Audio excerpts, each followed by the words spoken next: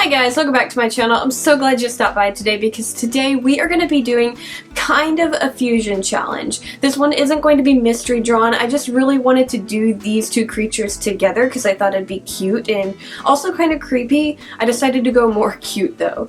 So today I'm actually going to fuse a bat and a goat together. Now I'm really not sure what to call this creature. I need to come up with a cute name, but the closest thing that I can come up with is like boat, because there's a B for bat and a... yeah, I need a better name. Anyways, let's get started.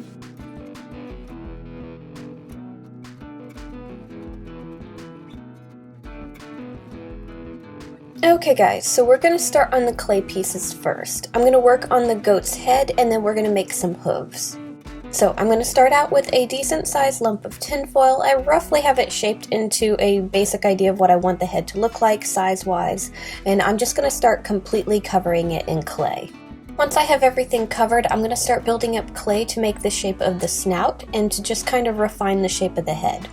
My idea for this piece is going to be a baby goat, which is a kid, and I'm going to just make the head kind of a little bit larger than necessary, and it's also going to have larger eyes to make it look a little bit more like a baby animal. I'm also going to be making the snout just a little bit smaller than it should be, that way I can emphasize the shape and size of the eyes.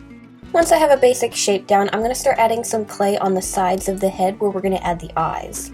The reason I'm doing this is I don't want the eyes to be completely flat against the head. I want them to face forward a little bit.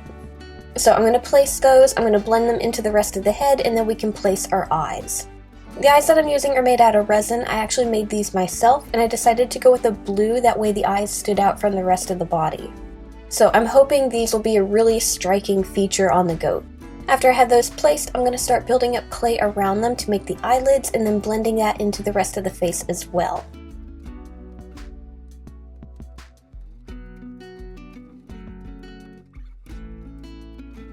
Then I'm going to move on to the snout, and I'm going to start adding the features to that. So I need to figure out where the opening of the mouth is, and I'm also going to have to figure out where the nose is going to go. For this, I'm just going to use some strips of clay along with little balls of clay, and I'm just going to use those to build up the shape of the nose and snout, and just kind of adjust everything. Once I have everything in the position that I like it, I can start blending it together.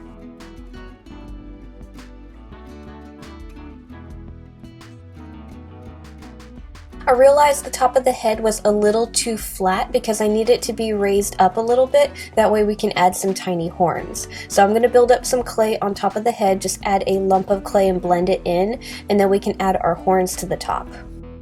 For the horns, these are also balls of clay. I had them of equal mounts, and I'm just going to place them where I need the horns to go. I'm going to pinch them a little bit so the end can be a little bit pointed, but I don't want anything super sharp on my baby goat. I want it to be kind of more rounded.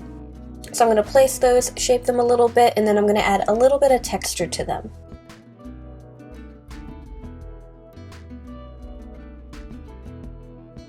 After that, I'm going to start adding texture to the rest of the face. So I'm going to start using my tools and add a bit of a furring texture going around the eyes, just a little bit to the eyelid, and then I'm also going to rough up the snout a bit. The rest of the face I'm going to leave very basic because we are going to fur it, so I don't want any weird texture to mess up the fur. So I'm just adding textures to the main details. Once I'm happy with how the head looks, I'm going to put it in the oven for roughly about 45 minutes at 275 Fahrenheit.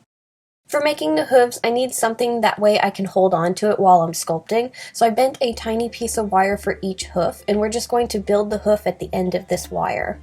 So I'm going to start off all of my hooves with a ball of clay. I'm going to add it to the end of the wire, and then I'm going to mush it onto the countertop to make the bottom of the hoof flat. When I'm doing this, I'm making sure that all the balls of clay that are being used for the hooves are basically the same size. That way all our hooves will be the same size. After that, I'm going to take one of my tools and I'm going to start splitting and breaking the hoof into two. Also, I wanted to add a little bit of detail to the bottom of the hoof. Normally I don't do this, but I kind of wanted to make it look a little bit more concaved because that's how hooves naturally are. There's kind of like a empty spot to it. So I'm just using the handle of one of my tools and I'm pushing in to make a kind of more sunken in spot. Next, I'm going to take 2 balls of clay, they're both of the same equal amount, and I'm going to turn them into tiny cones. I'm going to roll them on the counter and then I'm going to place them on the back of the hoof. I'm going to blend them into the rest of the hoof, and then I'm going to use my tools to kind of clean up the edges and divide them a bit more. Lastly, if you want, you can add a bit of a texture, but basically they are done at this point. I don't need to make them super detailed.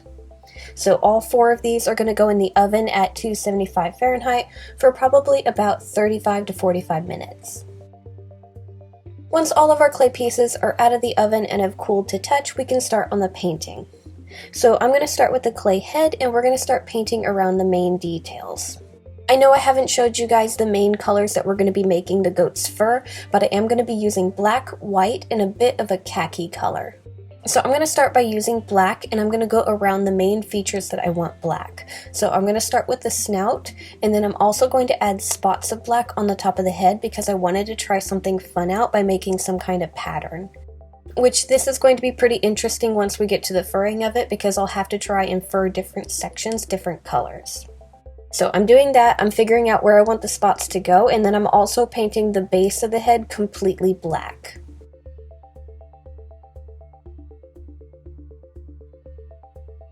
After that, I'm going to take a kind of darkish rose color, and I'm going to go into the creases of the eye. I figured this dark red would help the eyes pop a little bit, and it would also make it look just a little bit creepy since we are going to be adding bat details to the body.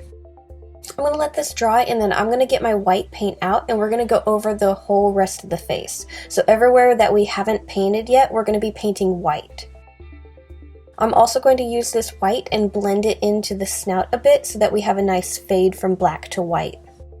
Lastly, I'm going to be painting the horns, and I decided I'm going to start with black, and then I'm going to take more of a kind of creamy brown color and go over it for the highlights.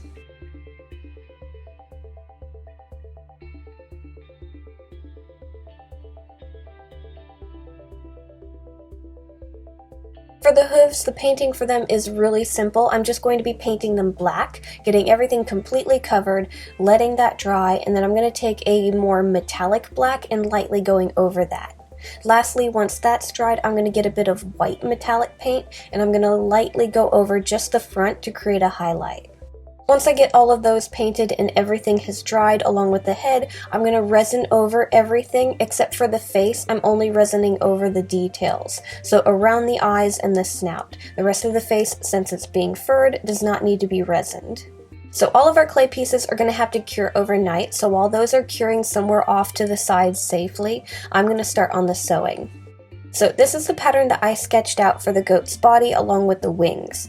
I decided that I didn't want to add a ton of bat features to the goat, mainly wings and then just the markings and color. You will notice on the pattern that I have it broken up into different sections, and that's because we're going to be using different colors of fur fabric.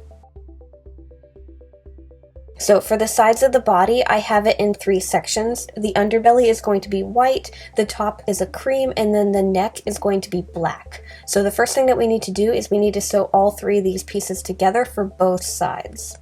We're also going to be sewing the tail. The tail is going to be cream on the top and white on the bottom. After that, we're going to connect our 2 side pieces on the back portion. So where the cream color is, we're going to connect these 2 pieces together, and we're going to also sew the tail into place as well. You should have something that looks similar to this. Moving on to the legs, the outer portion of the legs I have patterned, but the inner sides I'm just going to leave black because you're not going to see much of it. So the front legs, the very top portion is going to be white, and then the bottom is going to be black. So we'll have to sew those together. And then for the back legs, we have a cream color on the top, a white in the middle, and then a black at the end. And we're going to sew all 3 of those pieces together for both of those legs. Once those are put together, we can take the inside portions of all the legs and we can sew those together. So we're just going to be sewing the legs together at the very front. We're leaving the back open for when we put everything together. After that, you should have something that looks like this for all the legs. Now for the wings, I decided I wanted them to look a little bit scaly, so I decided to go with a sequins fabric. I thought it would be fun and it would add a different texture to the body. So my sequins is kind of sheer, so I have a backing fabric and we're going to be sewing these onto the backing. So I have all my patterns drawn out onto the backing fabric, and we're just going to sew along all of the lines that we have drawn out. This will connect the 2 layers together, and then we can cut everything out.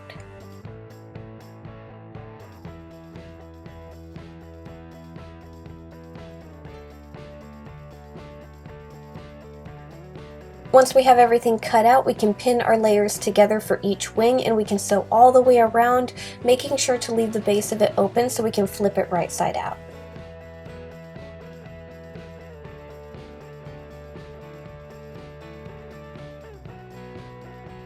After we're done with the sewing for the wings, I made a very simple wire frame and I just slid it inside of both wings and just kind of lightly sewed it into place so it wouldn't move. Okay, so we have all the parts ready and we can start putting our goat together. So I made a very simple wire frame and I'm going to start adding things to it. So the first thing that we're going to add to it is going to be the wings. So the wires that are inside of the wings, they have a little portion that I have so we can connect them, and I'm just going to place this on the back of the wire frame and start wrapping it into place. Next, I'm going to take the main body fabric and I'm going to cut holes for the wings. So I'm going to figure out where those are going to go and I'm going to cut some lines going down the sides of the body. Then I can take this fabric and I can slide it onto the wire frame. Once that's on the wire frame, we can then take the wings and sew them into place, closing up those holes. Now we're going to take our clay head and I'm going to glue this to the wire for the neck. So I'm going to glue that into place and then we can take the fabric for the neck and glue it all the way around the base of the head.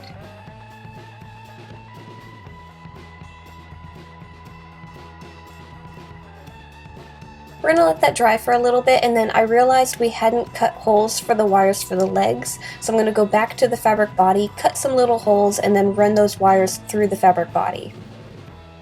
And now that that's done, we can actually stuff our body and close it up.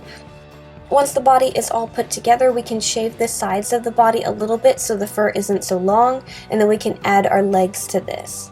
So basically, I'm taking the fabric for each leg. The under portion of the leg is going to be sewn underneath the wire, and then the other part is going to be sewn over the wire, kind of creating a shoulder or hip, depending on if you're doing the front or back leg.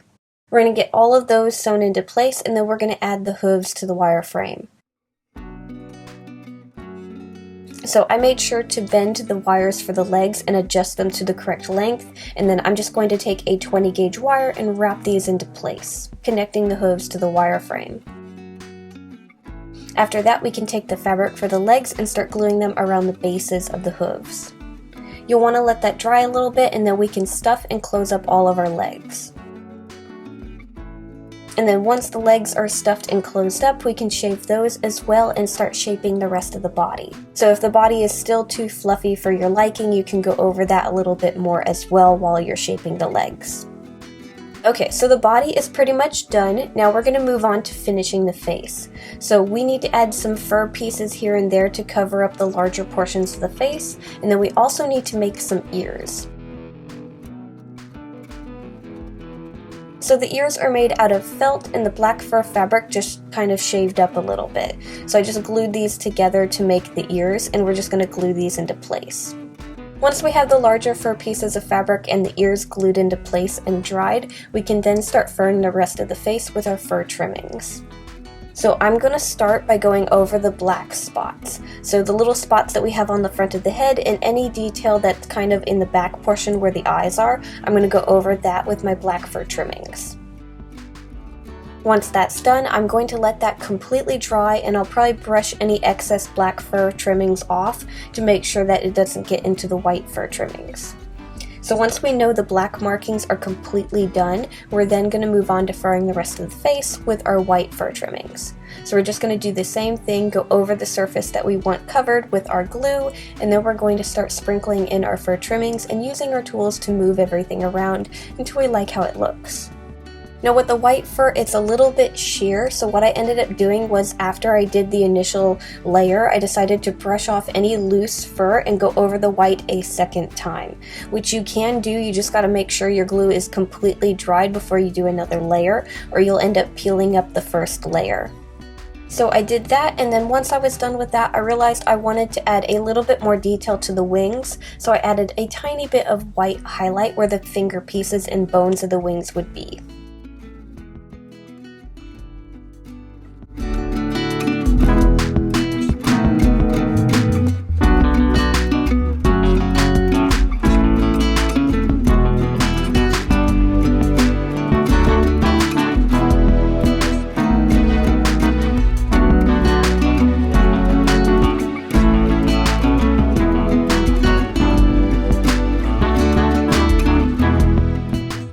Okay guys, and that's how I fused a baby goat with a bat. I had a lot of fun with it. I know we didn't add too much bat features, but I just didn't want to make it look too weird. I wanted it to be more on the cute side. So I'm going to have him along with a bunch of other creatures in my Etsy shop. So if you guys want to buy anything, check the links down below. If I make more of him because I love how he looks, I'll let you guys know that as well. Thank you guys so much for watching. Make sure to like, subscribe to all that fun stuff, and I'll see you guys next time. Bye!